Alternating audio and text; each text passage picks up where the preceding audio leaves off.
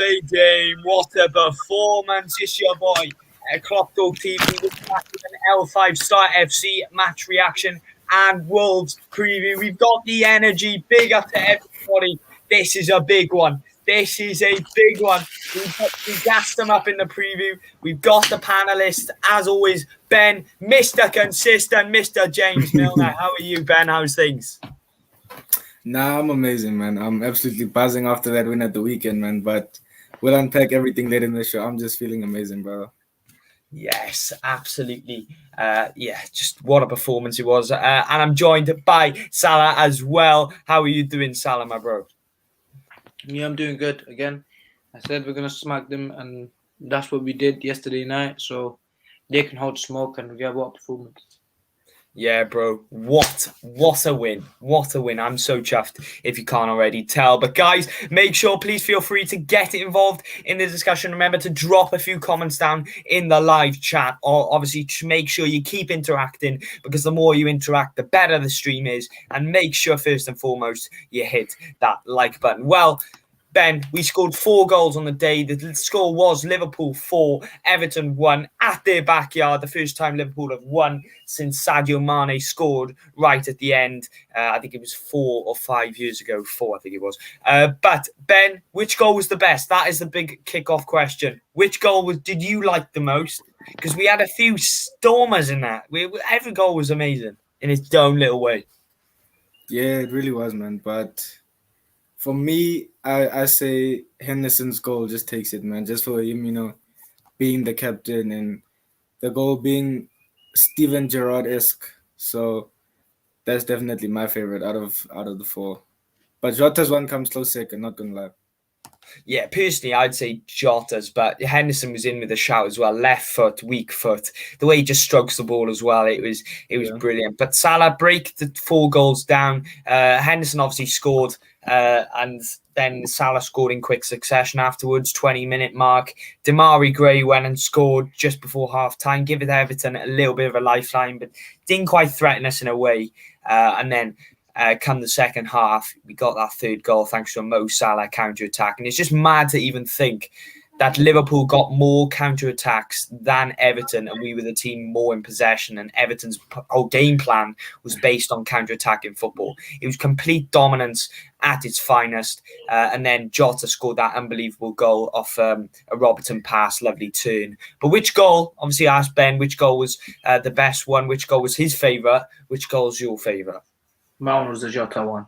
The elegance he used to execute that turn, and then the finish, which was Suarez, is just amazing. I think Salah's goal is also good, the way he slows into the side netting, but that Jota goal is just beautiful.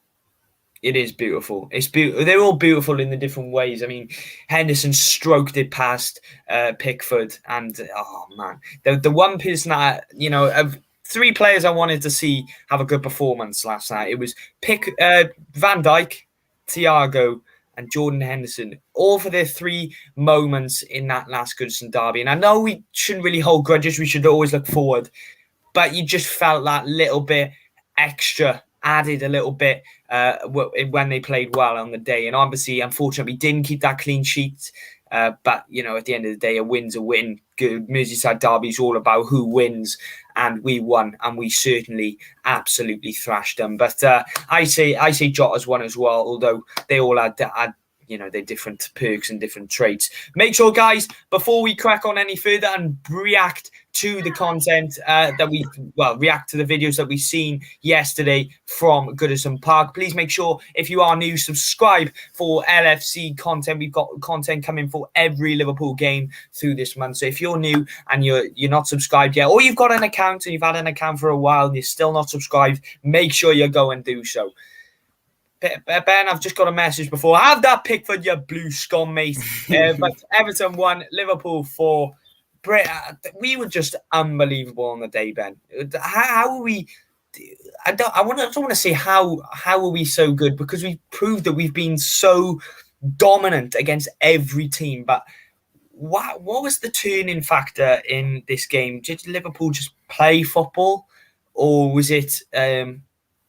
Yeah, I don't know, bro. You break it down. Why did Liverpool turn the gear today and yesterday when they have? It's been a tough place to crack for so many years. I mean, there are certain things, you know, that are like football heritage, and us battering Everton just around Christmas time is one of them, man. But you could see, like, our game plan was obviously to not go to Goodison and play their game, don't get drawn into, you know, silly challenges, make dumb tackles, because that's what they want, because that kind of fuels the atmosphere and then that just boosts them. So we came out, you know, we came out of the blocks well, scored 2 goals, but then we let them back in the game. But, you know, Trent was maybe didn't cover well enough. He was looking to get forward and he left the space in behind, but that's one of those things. And then after that, we started kind of, you know, we started getting drawn into their game, you know, making challenges. Like, we started playing the game that they wanted us to play. But then, you know, we go in at halftime, Klopp slaps some sense into the boys, and then we just come out and we do the job, man. Like, that's just what we do.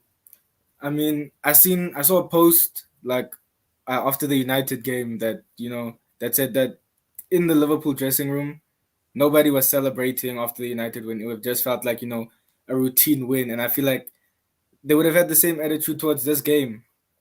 But at the end of the day, man, Everton just did that to themselves. I mean, there was a certain point where the atmosphere started to turn on them. I remember, like, for small things, even like there was a time when Robbo ran from our box basically to their box, and then their own fans started getting on top of them because they weren't, you know, showing that commitment that they wanted to. But at the end of the day, it was just a professional performance from us. Like, it's one of the most professional games I've seen us play at Goodison.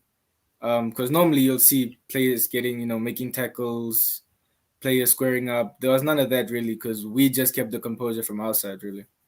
Yeah, exactly. And I think that was a pivotal factor in determining who's going to win the game. I think if Liverpool played football, we're a better footballing team than Everton. If we were going to get pulled down to their level, it gives them more of an opportunity in the game. And I think we mastered that really well. And, you know, Klopp instilled that mentality. Just play football, because if you play football, you master the basics and the fundamentals, you get the 3 points. But Salah, was it a case of Everton being so bad and being so poor, or Liverpool just being so good, or was it a combination of the two? The combination of two, I think. Well, we scored the first goal, and then we scored the second, and then you look at them just awful and rubbish. But I think it was as soon as the Salah goal went in, 2 minutes after, I think our performance levels severely dropped, and Everton got more of the ball. They were winning fouls. So again, Everton did have that spell of 10, 12 minutes of good football, and yeah, but I think most of it is to do with how good we play, how we pinned back Everton, how we pressed them, how we formed triangles to win the ball.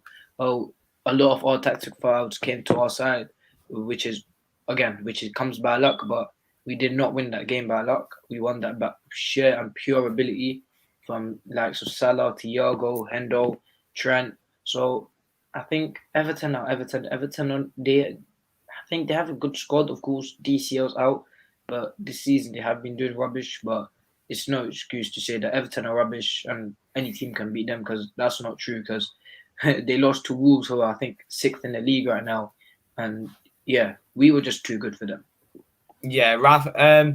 Salah, do you think Everton are currently in a relegation battle? Do you think they can steer their form round and potentially stay up, or do you think they're making it very difficult for themselves if they stick with Agent Rafa? I think they're in relegation form 100%. If you don't win a game in your last 7 or 8 games, it's horrific. That's relegation form. But I think it's something to worry about now, because I think Newcastle will go down, which is good. And then I think Norwich, you can see by Norwich, the way they have started to play, they got to win and then they got to draw. So they're slowly starting to pick up points. Same with Burnley, slowly starting to pick up points. So I think if they don't pan up come Christmas and come New Year's Eve, I think it's gonna be really tough for them. So yeah, I think there's still a lot of time. So yeah, let's see.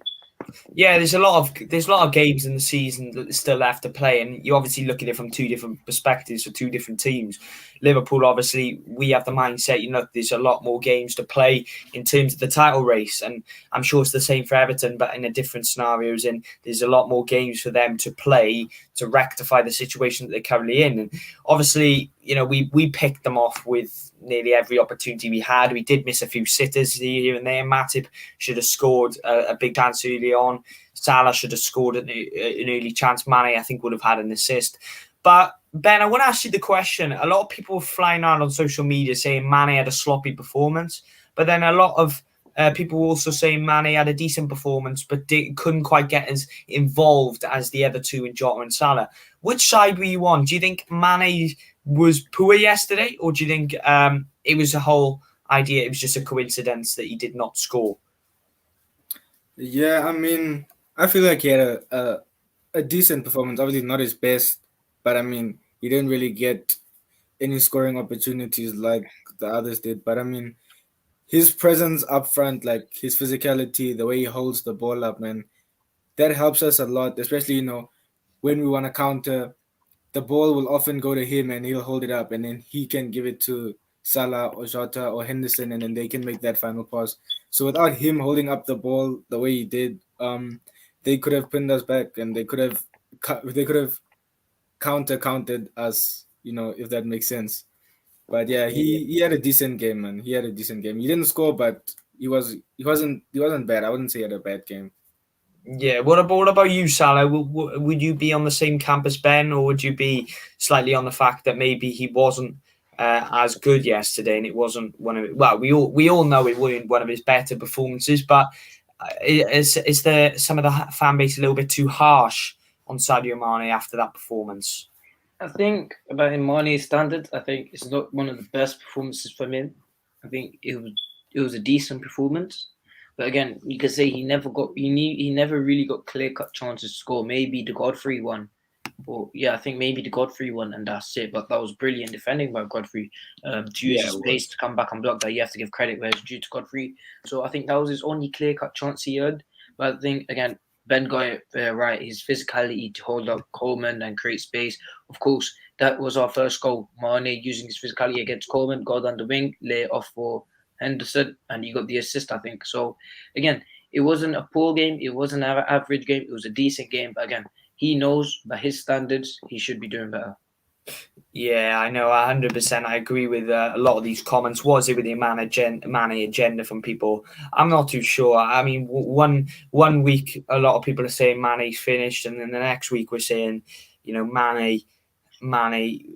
Well, they're laughing at their own comments, really, saying that, who said Mane was finished when they were actually, in fact, the ones who said Mane was finished.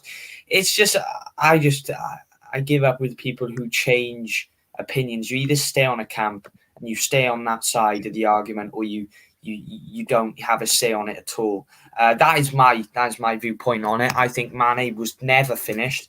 I just felt the fans last season was a big loss. Yeah, to Mane. We were going through so much that exactly. It was so much culminating together. Yeah, people looked for players like Mane to come and deliver, and he didn't do that last season. So I think, again, the pressure was so much last season. I think it was only a small minority that said he was finished. And again, I think that's our frustration, again, what we were going through last season. But I don't think anyone really meant that Mane's finished. Because, come on, you look at Mane, 16, 17, he's the one that started the Klopp era. He was the main player to start it. 16, 17, bagged. 17, 18, bagged. He was bagging. He's been bagging every single season. Even last season was his most poorest season in the league. And he was I think he still bagged 15 goals. So again, not good by his standards, but I wouldn't say he's been anywhere near finished.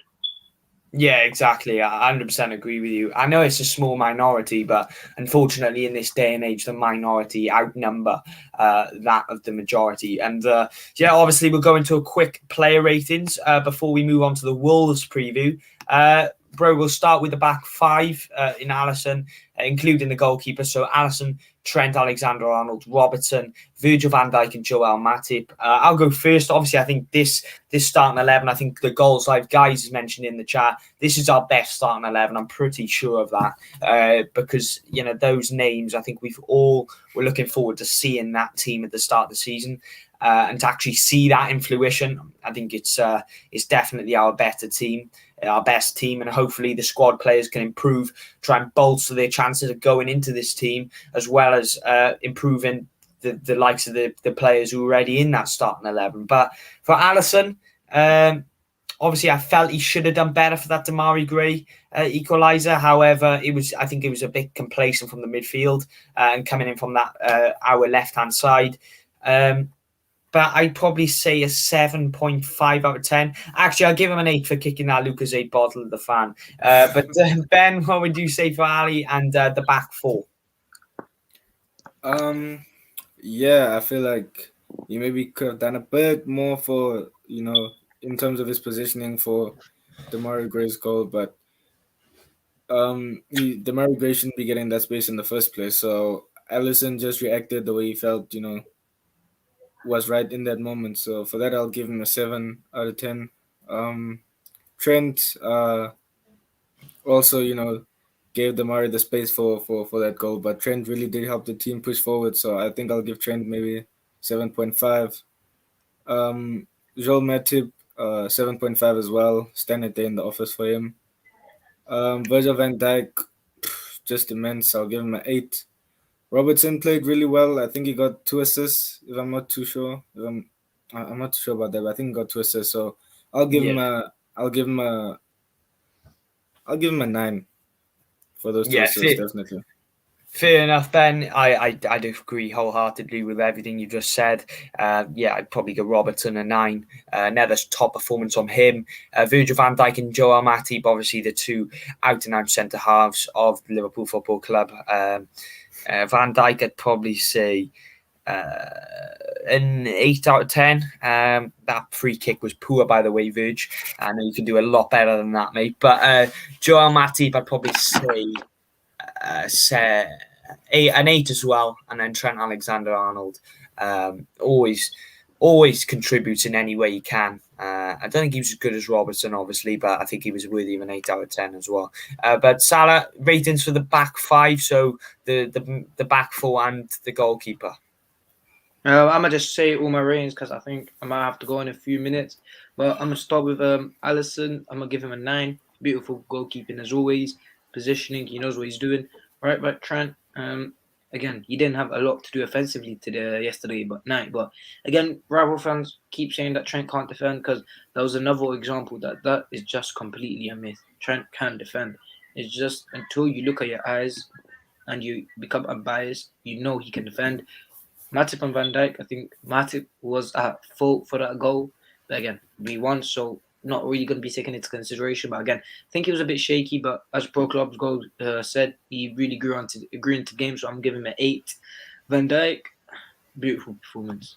Beautiful performance. I think to come back mentally, a lot of players would be scared to come into a game like this where he got injured, where the same goalkeeper that ended the season is playing right in front of him, and he just can't do nothing about it. Of course, he's come back to his big self, but again, I'm sure he wants to do something to Pickford, but again, he can't do that. But I'm gonna give him a 9.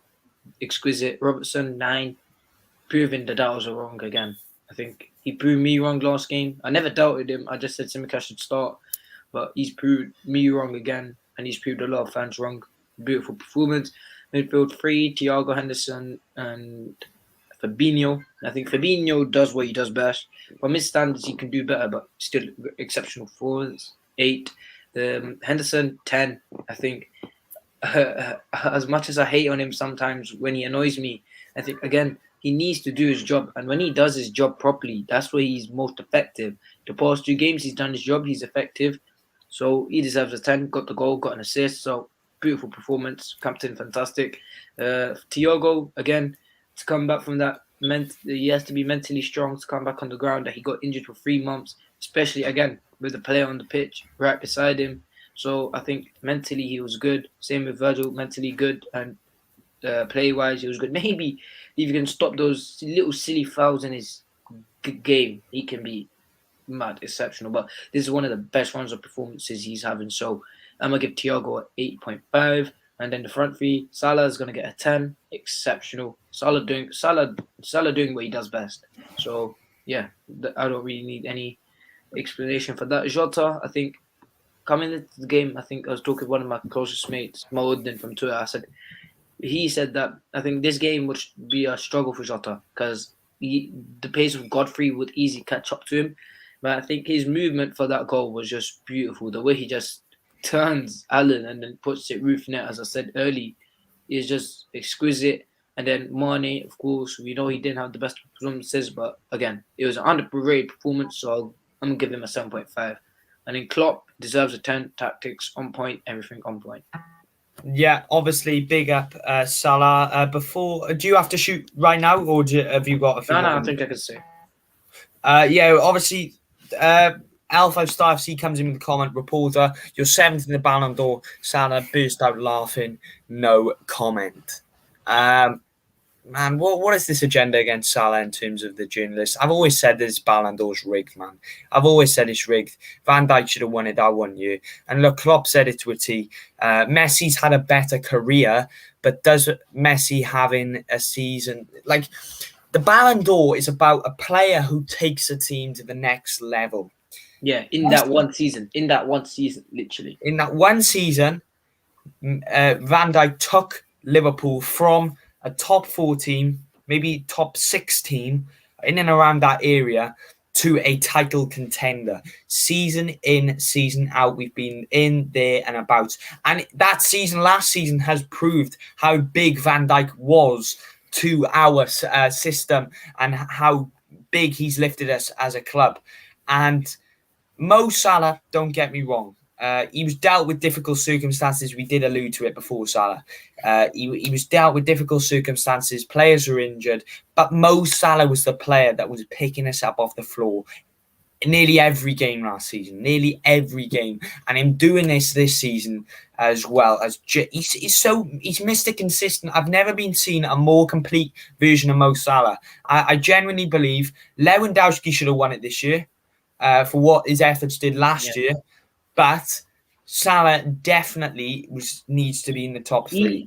Do you think that Jorginho, the fact that Jorginho's ahead of him says it all, especially the fact that Ronaldo's ahead of him says it all. And again, I think I'm probably one of those Messi lovers that say, oh, Messi, yes, let's go LM7. I was one of them, but I still never, ever forgot about that Lewandowski robbery. Again, I think Alphonso Davies said it perfectly. Just give him his Ballon d'Or from 2020. Just make another one and just give it to him. Even if it's not as a ceremony, just give it to him. Because you saw his face when Messi was getting it. His team knew that he had done well. And they had just made another trophy that looked like a non to say that, well done, you're the best striker. It's just abysmal from France football. Just make, like... Well, I've said it. This competition is just how do you score? Dead. How do you score 50 goals in however many games, and you still do not get the Ballon d'Or? Again, I get there's reasons for Messi winning the Ballon d'Or, and like you can't completely diminish them saying that Messi did nothing. Messi won Copa. Messi carried a very shit Barcelona team on his back. So there's still an argument for Messi. But I think Lewandowski did more to edge Messi. He won the Champions League in 2020. Even then, he won the 2021 Bundesliga and DFB, I think. So, again, Lewandowski still didn't have a bad season last year. He broke the record of Gerd Müller, and Lewandowski was exceptional. But again, they said that they took last season into account as well, 2020. So, I think that was just BS, because if they did take that in, Lewandowski should have won 100%. I think this is more for robbery than the Ribery one in 2013. This is just scandalous, man. Come on. Yeah, exactly. What about you, Ben? Are you on the same camp in the sense that Mo Salah is definitely higher than 7? Don't even like. But I just don't understand. I'm not surprised though. I can't. Looking at the ratings and the rankings, I was always anticipating that one of our players was good. I mean, Ali didn't even make the top 20 goalkeepers in the world or something crazy like that. Like, what is that all about? I think What is that? I think maybe there's a debate for that because, of course, he did have that drop off in form, but it wasn't much of a drop off in form to keep him at the top 20 because Alisson is top 3. Yeah. So I didn't know I thought he was top 10. To not be in top 20 and not put Alisson in that's a disgrace. I mean, yeah, but it goes back to the point. Messi's had a more significant drop-off than Alisson, yet still wins the Ballon d'Or. Yet Alisson has a drop-off, but not as significant, and doesn't even get in top 20 goalkeepers in world football. Now, I'm not trying to say Alisson should have won the Ballon d'Or, but if you put it in different perspectives and look at the drop-off, the bias Yashin trophy for goalkeepers, where you talk about the Yashin trophy or Ballon d'Or? Yeah. The actual the goalkeeper award, I think it was. Oh, I thought you were talking about Ballon d'Or. Oh, okay. Yeah, I think top 20 goalkeepers. He's top 3, as I said. Yeah, I know. I just don't even understand, bro. But what's your stance on it, Ben? What's your stance on the whole situation with it? Nah, I mean, I could definitely. You can see that it's basically just a big popularity contest. I mean, we saw it when Virgil was robbed. Like, I don't know. Like, I think it was only obvious to us that he deserved to win it that year, and now you see it again. Lewandowski's robbed. Where he basically, I mean, last year, okay, there wasn't a Ballon d'Or, but he basically replicated that form this year, and you think that would, show that he deserves it, but still doesn't get anything. But yeah, I think I remember when I was watching it and I saw like, okay, Mo is 7th, and I like looked at my phone quickly and I was like, oh wait, but I didn't see who was number 6. And then when I checked it, I saw Ronaldo. I was like, what?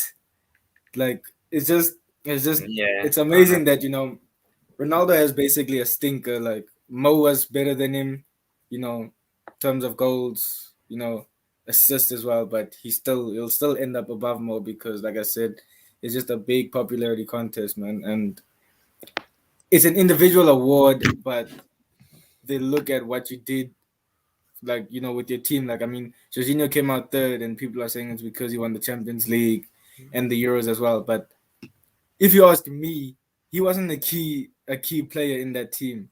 Like, I mean, Chelsea could have done it without Jorginho. Like, he just scored a few penalties, but they could have won, the Champions League without him. Kante played more of a vital role in that midfield than Jorginho did. Like, he could have been on the bench and Kante on the field, and they would have won the Champions League regardless. The same with Italy. I mean, they have the likes of Verratti in midfield. They don't need Jorginho, but because he was in that team and he won those trophies, it kind of like, boosted him up the rankings. But yeah, man, I saw a tweet that said us as Liverpool fans need to push this agenda, that of Mo being the best in the world in order for him to win the Ballon d'Or next year, because it's all about media hype and, who is kind of, in journalists' eyes, their best player or who will look good with that golden ball in their hands. Yeah, I just want to quickly say that Liverpool released a tweet, training time, and the picture is Naby Keita. So looks like he's back and he could be in contention for Wolves. Come on, Naby, lad. Come on, Naby. But to be fair, I agree with you, Ben, but I feel like there'll never be, media hype will never, ever, like the proportion of Argentinian journalists will never, ever, the number of English journalists and the people who surround the Van Dijk hype a few years ago, and the people who need to go around the Mo Salah hype and European hype, it'll never outnumber the Argentinian hype. There's always that over popularity, and it's all about nationality, I think.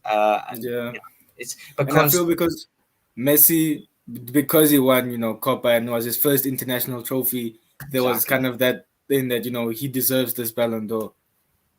Yeah, it's just one of them, isn't it? But before we move on to Wolves, obviously, I think me and you, Ben, we didn't get to go through our midfield and our attack for the player rating. So I'm going to give Henderson a 10. Fabinho, I'm going to give an 8.5 out of 10.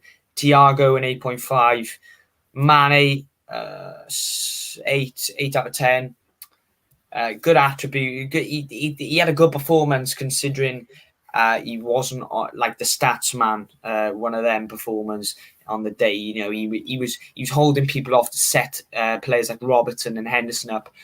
So yeah, 8 out of 10 for Mane, 10 out of 10 for Salah, exceptional as always, and Diogo Jota, brilliant goal. But I don't think he was anything special before that. So I'll have to go 8.5. But what would you say for the midfield and the attack, real quick? Yeah, Henderson, I give him 9.5, man. He's my man of the match. He busted. It was a captain's performance from him. Fabinho, 8, busted as well. Did his job. We know how good he is. Thiago as well. He's so calm in the ball. I'll give him an 8 as well. Salah, I'll give him a 9. 2 goals, standard procedure for him. Jota, I'll give him 8.5. It was an amazing goal. His form is just red hot, man. And Mane, I'd give him a 7. He didn't score any goal or do what we expected of him, but he still played well with, in terms of holding up the ball and setting up players to make that final pass that leads to a goal. Yeah, fair play. Big up to Ben. And we will move on to the Wolves preview. So, Salah, how confident are you that the Reds can go away to the Molineux on Saturday at 3 p.m. and get a good result? How confident are you based off current form? You know, we're scoring goals wherever we go. So how are you feeling, man? Again, I just want to add another training update. Joe Gomez back in training. I think it looks like it's individual training. But again, it looks like he's a step closer back to first team football or first team training, as I say. Of course, he hasn't played a lot of minutes. I don't think he started a Premier League game this season, but it's nice to see him out training again. So yeah, Wolves game. I think with the way we're playing and everything, you're absolutely ecstatic. You think you can walk the league, but these are the type of games where you cannot get too over happy, too over exaggerated. Okay, Yeah. Wolves have been one of the most underrated teams in the Premier League this season. Bruno Lage has got them playing some serious football. I think that's hence why they are 6. They are not a bad team. And I think come Saturday, I think Saturday will be a tough game, but I think it's winnable. I think we are better than Wolves in every aspect of the pitch. And of course, I expect us to win, but I'm just saying, I don't think it will be an easy win. I'm confident, but again, all I'm trying to say is don't underestimate Wolves because they've been very good this season. Exactly, and this is a game obviously coming in from the Everton game. That could present a little bit of a hangover in the sense that we're enjoying it a bit too much, and we need to focus and focus the lens really on Wolves, because Wolves are obviously 6th in the league table. They had a really slow start, but they've implemented their system with their new manager Bruno Lage, and it just does look like it's clicking. But Ben, is this a game where maybe a lapse in concentration is quite likely because it doesn't look as maybe appreciated looking from the outside? We obviously don't know what it'd be like in the camp, what they'll be thinking going ahead. But from the outside, it just feels like this game is slightly going under the radar a little bit and needs to refocus a little bit. Yeah, I mean, definitely from a fan's perspective, all eyes are going to be on the derby game, but we can't overlook Wolves. Like Salah said, man, they've been playing quite well. I mean, otherwise they wouldn't be in 6th. And they do have danger, man. I mean, remember we play with a high line. They have Traore. We know his pace. So any mistakes and he could get in behind and then they could punish us. They have Jimenez and we all know that he can score goals. And we know as well that, once they get in their groove, Molineux can be really difficult to play at. So I don't think the boys will be taking this lightly, and I don't think Klopp will allow them to take it lightly at all. I feel like he'll be letting them know of the dangers that Wolves possess and letting them know that we have to be on our best game to, come away with the win. Yeah, exactly. That is, they come into this game after a 0-0 draw against Burnley, but going off head-to-heads, both the teams have played each other 14 times, Liverpool winning 11, so clear favourites going into this game, only 1 win registered from Wolves, and they have not won at the Molineux against Liverpool. Instead, they've won at Anfield in the league. I can remember one win that they did get at Anfield was in the FA Cup a few years ago. But Liverpool have registered 6 home wins against Wolves, but away from home they've registered 5. So very dominant, coming home and away when playing Wolves. So that is obviously a promising sign. And just before we go any further, my channel's Club Talk TV. Watch along on my channel will happen on Saturday at 2:50. So go over there and hit that subscribe button. Link should be in the description. But Wolves' form going into this game is a draw, win, a loss, a win, and a draw, 2 draws. So they're coming into this game with 3 draws, 1 win, and 1 loss in the league, whereas Liverpool are coming into this game with 5 wins. Is that 5? Yeah, 5 wins and 1 loss. So dominating. Obviously, this is a 3 o'clock kickoff. We've judged, the whole calamity of this game. We've judged the magnitude of this game, and obviously that'll have to happen. But obviously, Sally, you've given us key updates there. We're starting 11 predictions. Obviously, the team news I'll just provide you now before we go into starting 11 predictions. And so Wolves will be boosted by the return of Ruben Neves from suspension for Saturday's game, but it remains to be seen if Daniel Podence will return from coronavirus in time to feature. So Ruben Neves is out. Ruben Neves will be boosted, and Daniel Podence is a doubt. The home treatment room remains well occupied with Willy Bowley, Johnny, Hugo Bueno, Yosin Mosquera, and Pedro Neto, all out of contention, and Fernando Marcal is also COVID-19 positive. So they have a little bit of an injury crisis going on here, with Leander Dendoncker could drop out to make room for the returning Neves, and Large could opt to keep Trincao in reserve in order to maximise Traore's explosive potential against Andy Robertson. Now, as for Liverpool, Naby Keita and Joe Gomez are both set to return to training, as confirmed by Salah. They are back. Doesn't know whether they're in individual training or team training. I think it looked like Naby was in. It looked like Gomez was in team training, and it looked like Naby was individual. But I think we will see in Klopp's pressure tomorrow. Yeah. Firmino, Elliott, and Curtis Jones will still be sidelined, but that's obviously 2 names taken off that list, which were on there. Jones and who? Firmino, Jones, and Elliott are still out. Obviously, Elliott with an ankle, Firmino with a hamstring, and Curtis Jones with an eye injury. Thiago Alcantara could be rested. He has played a lot of football recently, and Alex Oxlade-Chamberlain did rest against Everton as well. So James Milner could provide that engine as well. But what are you saying for the team predictions, lads? We'll go with you first, Salah. Again, Alisson in goal, no debate. Trent at right back. Who else? Virgil Konate.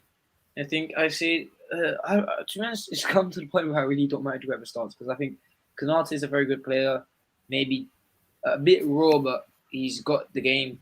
Matip, again, he starts slow, but he's there. But again, I wouldn't mind Matip, Virgil, or Matip. I wouldn't mind Matip or Virgil Konate. I'm not really fussed about that. Maybe Joe Gomez. I'm a bit worried because, again, he hasn't played much first team football. He played against Preston, and then he played against another club, and then other than that, he hasn't really done enough. So yeah, Robertson left back. My midfield 3 would be my midfield 3 would be, of course, Fabinho in the holding, right centre mid Henderson, left centre mid Thiago. I think Thiago, I don't think Klopp would drop him for a rest. I think the thing with his injuries, they're not normally about overplay.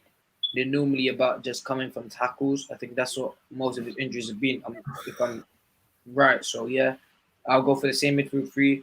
I think my lineup is pretty much the same as Everton. Salah, Mane, Jota. Yeah, obviously. What about you, Ben? What are you starting 11? Are you saying for Liverpool? Alisson will start, obviously. Trent as well. I think the centre back pairing will be Virgil and Konate. I think just Klopp has made that a habit. Oh, okay. Tafarel. Yes, sir. Where was I? Yeah, Klopp has made it a habit of rotating Matip and Konate sometimes when you have 2 games in the week. So I think that Konate will play, and then Matip will play next week again against Villa. Robertson starts, I think. Midfield three, Fabinho, Thiago, and I'm thinking Ox will start, Just something in me just tells me that rotation will be there. Front three, Mane, Salah, Jota, same as against Everton. Yeah, And I I just want to quickly say sorry, Alan. no, don't worry, bro. Naby and Gomez on team training, not individual. Oh, is that right? Yeah, yeah. Well, obviously that's a big Look, boost. let me quickly show the picture if I can quickly find it. Yeah, I think because if you look there, you can see Okay. Gomez and then you can see Naby. So yeah. Yeah, I can see him. I can see them both. But I've gone. My starting 11 is Alisson, Trent Alexander-Arnold. Big up to Pro Club's goals. He is likely to play. And Alisson, Trent Alexander-Arnold, Robertson, Van Dijk, Canate. Just think this may be a game to rest Matip. Fabinho, Thiago, and Alex Oxlade-Chamberlain come into the midfield three for me. After the stellar performance from Hendo in the week, I feel like obviously. Maybe I'd keep him in, but I don't know why. But something's telling me that Ox comes into this game based on the fact he's in form.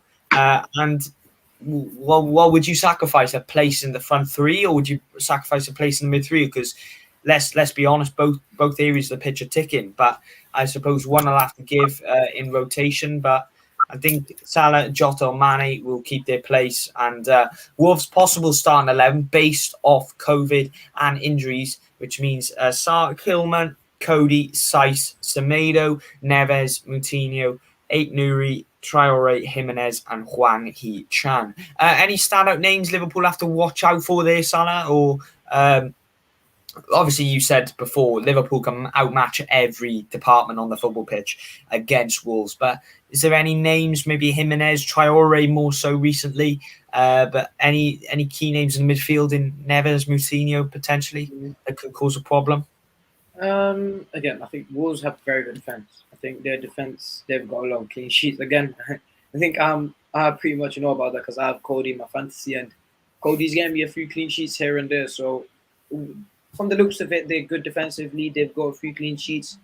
But I think, come on, we're Liverpool. We break down a lot of teams now. We know how to break down a lot of teams who just sit back. So I think we'll nick one. But I think for me, the main threat is Jimenez. I think Traore, as much he'll have that dribbling and speed, he will never have that end product. I don't think he ever will. Maybe under a top class coach like Pep or Klopp or Conte, I think maybe he'll gain the end product. But as a Wolves player, I just don't think he'll ever have that end product. So not really fussed about him. For me, the main threat is going to come from Huang Hee-chan and Jimenez.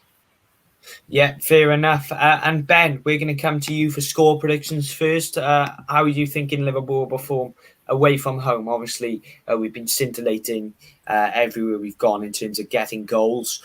And it'll mean that Wolves will have to score three or four maybe goals to beat Liverpool. But what are you saying for score predictions? I'm saying, I think we'll get a clean sheet. I'm saying 3-0 to us. Yeah, I'm gonna say 4-0. 4-0 Liverpool. But what are you gonna say, Salah? I'm gonna go 3-1.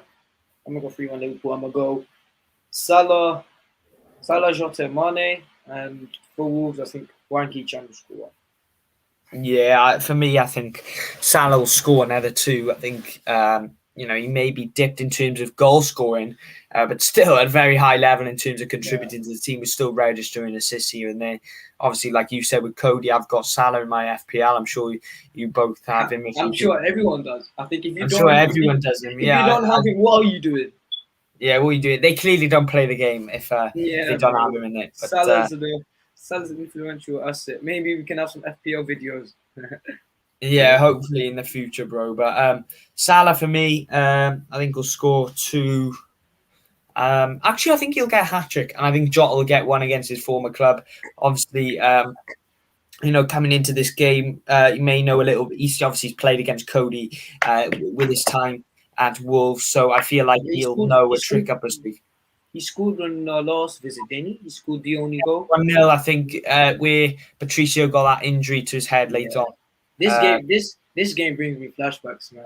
Because Kabak, it's because Kabak was one of my favorite players. Like I just liked him out. Yeah, he had a good Yeah. performance that game, if I remember right. Yeah, that's why I always, every time we go to Molineux, like every time we will go to Molineux, I just remember Kabak and Phillips because Kabak was so good that game, honestly. Like, I just had that Yeah, he emotional was good. connection with Kabak. Yeah, fair play. But big up to Salah, big up to Ben. Thank you very much for tuning in at some point over the stream. Or if you're watching the replay and you've popped in here and there, please make sure you hit the like button, do all that good stuff. Hit that subscribe button as well. Make sure you turn the post notifications on, all that good stuff. And yeah, thank you for watching. Big up to Salah, big up to Ben. I hope you all have a brilliant few days, and we will be back for content after the Wolves game and also previewing the AC Milan game next Tuesday. I hope you're all having a brilliant day. I hope you're all enjoying that result against Everton last night. And I will see you very soon. Take care. People. Peace out. Have that Pickford, you blue scum.